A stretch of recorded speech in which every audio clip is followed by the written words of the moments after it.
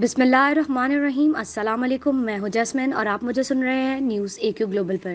آئیے بلیٹن کا آغاز کرتے ہیں۔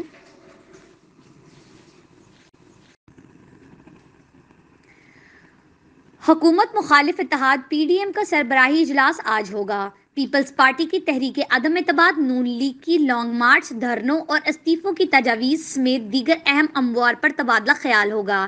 اجلاس میں سینیٹ الیکشن کی حکمت عملی پر بھی غور ہوگا۔ گزشتہ رات مولانا فضل الرحمان اور نواز شریف کے درمیان ٹیلی فونک رابطہ ہوا۔ ذرائع کے مطابق نواز شریف نے مولانا فضل الرحمان کو لانگ مارچ، استعفوں اور دھرنوں کی مکمل حمایت کی یقین دہانی کرائی۔ علاوہ ازیں مریم نواز شریف کی بھی مولانا فضل الرحمان سے ملاقات ہوئی، جس میں پی ڈی ایم سربراہی اجلاس کے ایجنڈے پر بات چیت سے متعلق گفتگو ہوئی۔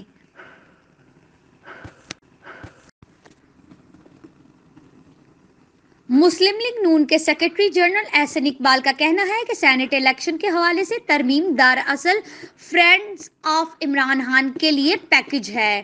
میڈیا سے گفتگو کرتے ہوئے احسن اقبال نے کہا ہے کہ سینیٹ الیکشن کے نام پر ترمیم کے ذریعے یہ ایسے افراد جنہیں تحریک انصاف کے رکن ووٹ نہیں دینا چاہتے، انہیں ووٹ دلوانا چاہتے ہیں۔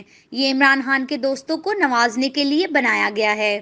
پاکستان کا آئین ایک مقدس دستاویز ہے اور اسے عمران خان کے دوستوں کی دستاویز نہیں بنانے دیں گے۔ انہوں نے کہا ہے کہ اگر انہیں ہارس ٹریڈنگ پر بری لگتی تھی تو چیئرمین سینیٹ کے خلاف تحریک عدم اعتماد کے وقت عمران خان نے اپنی نگرانی میں سینیٹرز کی خرید و فروخت کرائی۔ ان کا ایک وزیر نااہلی کے دہانے پر ہے جبکہ ایک معاون خصوصی کی دوہری شہریت ہے۔ یہ ترمیم کے ذریعے انہیں بچانا چاہتے ہیں۔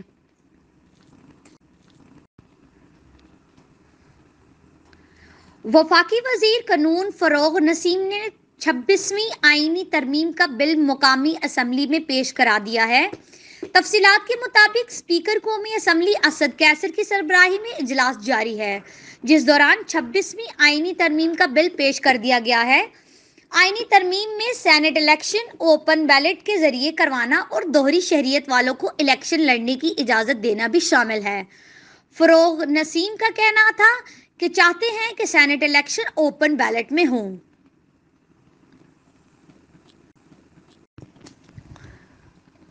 عالمی عدالت انصاف میں ایران کو امریکہ کے خلاف بڑی کامیابی مل گئی۔ عدالت نے واشنگٹن کے خلاف تہران کی درخواست کو قابل سماعت قرار دے دیا۔ عدالت نے کیس دائر اختیار سے باہر ہونے سے متعلق امریکہ کی اپیل مسترد کر دی۔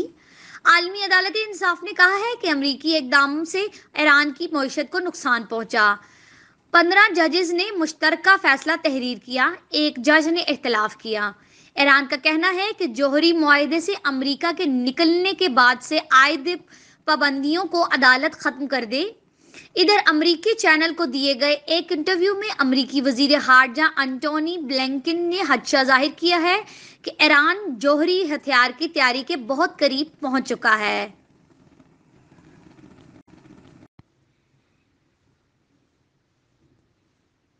آپ سے ملیں گے اگلے بلیٹن میں کچھ نئی خبروں کے ساتھ۔ شکریہ۔ نیوز اے کیو گلوبل۔